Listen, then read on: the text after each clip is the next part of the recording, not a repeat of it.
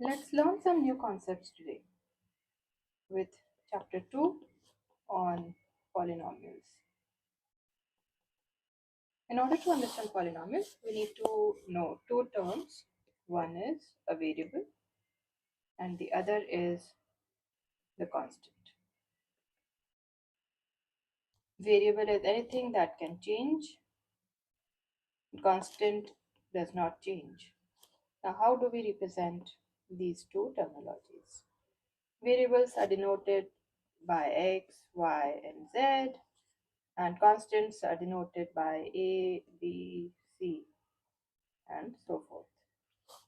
So variables are denoted by alphabets from the back, so Z, Y, and X, and constants are represented by alphabets from the beginning A, B, C, D. Here's an IKEA table with the top of the table in square shape. What you see on the screen is a 3D representation of the table. Now let's take this table and figure out certain mathematical concepts. Your table, it would look something like this. Further on, if I simplified this, you'd see just a square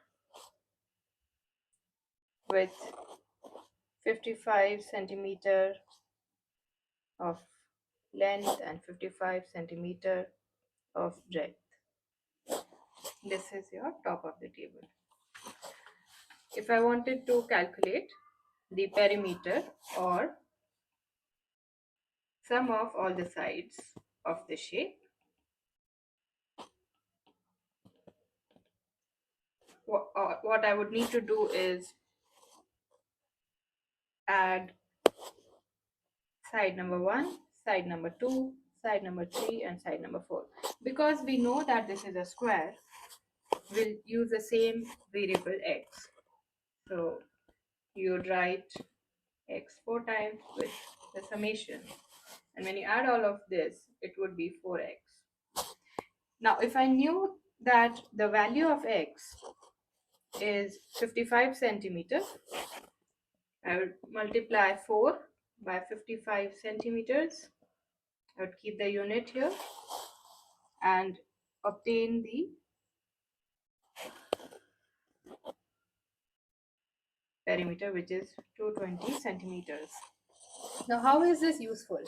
If you had to start a business of furniture, you would require the raw material. Maybe you would require a very large plank of wood, and you'd cut it into the required sizes, right? So you need to know, okay, what are the dimensions of the product that I need, and then cut the large plank of wood as per those product